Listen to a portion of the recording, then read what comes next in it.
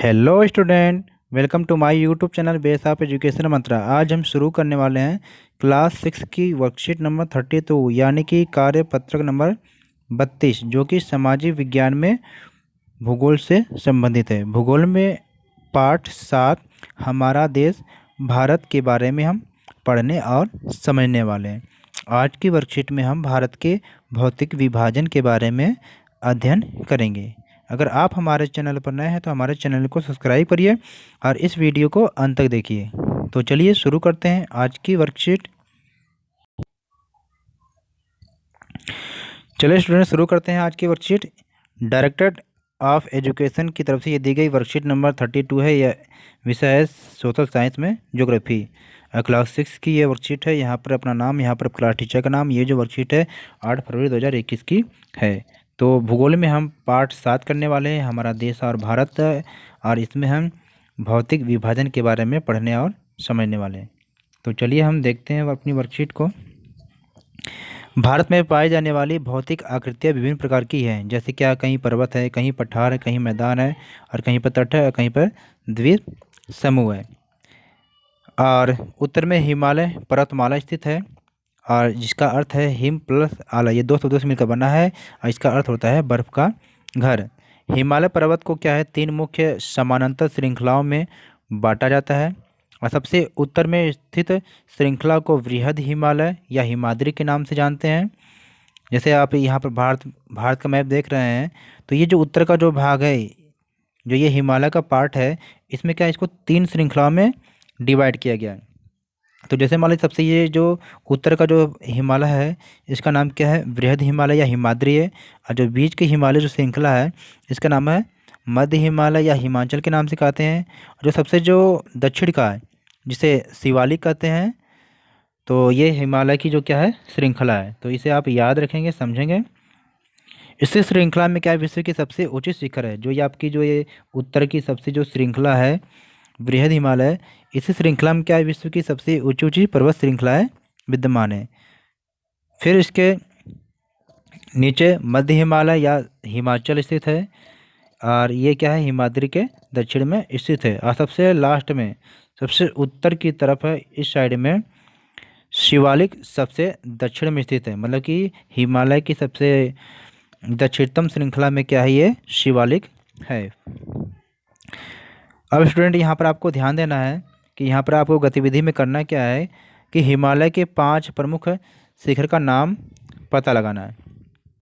Student यहाँ पर हमने 5 प्रमुख श्रृंखला को लिख नोट किया है। आप ये भी लिख सकते हैं, इसके अलावा और भी लिख सकते हैं। तो यहाँ पर हिमालय की जो कुछ 5 श्रृंखलाएँ हैं, यहाँ पर शिखर है, ये देश है, ये ऊंचाई है।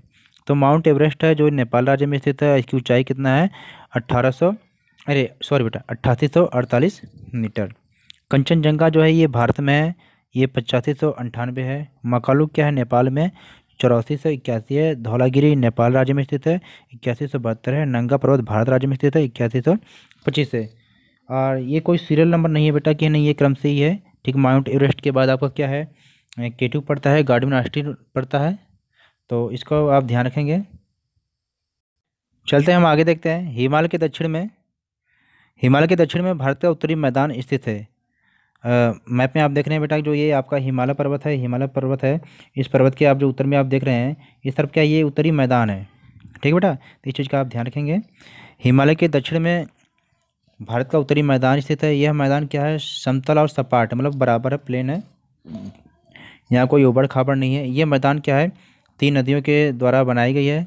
सिंधु नदी, गंगा नदी मैदान, सिंधु गंगा ब्रह्मपुत्र, तथा इनकी जो सहायक नदियाँ हैं कि इनके द्वारा जो लाए गए जो जलोढ़ निक्षेप, मतलब जलोढ़ मिट्टी यहाँ पाई जाती है, इनके जो निक्षेपों से ये इसका मैदानों का निर्माण हुआ है। नदियों की ये मैदान कृषि के लिए उपजाऊ होती है। यही कारण है कि इन मैदानों में जनसंख्या अधिक है। आप भी जानते हैं कि जो मैदान उपजाऊ होती है, जनसंख्या वहीं पर ज़्यादा रहती है। लोग वहीं पर रहना पसंद करते हैं जहाँ पर क्या है खेती के लिए उपयुक्त ज़मीन मिले। गतिविधि 2 में आपको करना क्या है कि भारत के उत्तरी मैदान में जो स्थित है जो राज्य हैं, इन राज्यों का पता लगाना है। तो भारत का मैप आप देख लीजिए। तो भारत में मैप में आपको क्या क्या राज्य नोट करना है, यहाँ से यहाँ तक बेटा आपको क्या करना है कि आपका पंजाब राज्य है, यहाँ पर फिर क्या आपका हरियाणा है, फिर उत्तर प्रदेश आपका आ जाएगा, फिर बिहार आ जाएगा, पश्चिम बंगाल आपका आ जाएगा, छत्तीसगढ़ आ जाएगा, झारखंड आ जाएगा और मध्य प्रदेश। तो इन राज्यों का नाम आप क्या है गतिविधि सेकेंड टू में, गतिविधि 2 में आप नोट डाउन कर लेंगे। फिर आगे देखिए, जलोढ़ निक्षेप क्या है? ये नदियों के द्वारा लाई गई बहुत महीन मिट्टी होती है तथा नदी बेसिन में निक्षेपित कर दी जाती है। सहायक नदी क्या होती है बेटा? कि एक नदी या सरिता जो कि मुख्य नदी में किसी भी तरह से आकर मिलती है तथा अपने जल को मुख्य नदी में विसर्जित करती है, उसे हम सहायक नदी बोलते हैं। जैसे मान लीजिए ये गंगा नदी बह रही है और इसमें छोटी छोटी जो नदियाँ हैं कहीं से आके इसमें मिल जाते हैं। छोटी छोटी कोई भी नदी आके जब गंगा नदी में मिल जाएगी तो ये क्या है, उसकी सहायक नदी हो जाती है। मान लीजिए ये सोन नदी है, अगर गंगा में मिलती है तो सोन नदी क्या है, गंगा नदी की सहायक नदी हो जाएगी। तो आई होप हमने इस वर्कशीट को बहुत इजीली तरीके से कंप्लीट किया। तो आइए नीचे दिए गए प्रश्नों को हम हल करते हैं। पहला प्रश्न हमारा है कि हिमालय का सबसे दक्षिणी भाग कौन सा है? तो इस क्वेश्चन का जो आंसर हमारा है, हिमालय का सबसे जो दक्षिणी भाग है वो कौन सा बेटा? शिवालिक है। तो इस क्वेश्चन का जो पहला आंसर है यहाँ नोट डाउन कर लीजिएगा। शिवालिक सबसे दक्षिण में स्थित श्रृंखला है, किसकी? हिमालय की। चलते हैं सेकेंड क्वेश्चन की तरफ। सेकेंड क्वेश्चन हमारा क्या है कि भारत के उत्तरी मैदान का निर्माण मुख्यतः किन नदियों के द्वारा हुआ है? तो सेकेंड क्वेश्चन का हम आंसर देखते हैं कि भारत के उत्तरी मैदान का निर्माण कैसे हुआ है। तो बेटा यहाँ से आप नोट डाउन करेंगे कि भारत के जो उत्तरी मैदान का जो निर्माण है सिंधु, गंगा, ब्रह्मपुत्र तथा इनकी सहायक नदियों के द्वारा लाए गए जलोढ़ निक्षेपों से हुए हैं। इस यहाँ से यहाँ तक इस क्वेश्चन का आंसर लिख लेंगे। ये आंसर नंबर 2 है क्वेश्चन 2 का। चलते हैं तीसरे क्वेश्चन की तरफ। तीसरा क्वेश्चन हमारा है यहाँ से कि भारत के उत्तरी मैदान में अधिक जनसंख्या होने का कारण क्या है? तो इस क्वेश्चन का जो आंसर है आप यहाँ से देखेंगे। थर्ड क्वेश्चन का जो आंसर है आपका क्या है कि ये यहाँ से नदियों के मैदान कृषि के लिए उपजाऊ भूमि प्रदान करते हैं, यही कारण है कि इन मैदानों में जनसंख्या अधिक है। तो यहाँ से यहाँ तक नोट डाउन आप कर लेंगे। तो ये किसा थर्ड क्वेश्चन का आंसर हो जाएगा।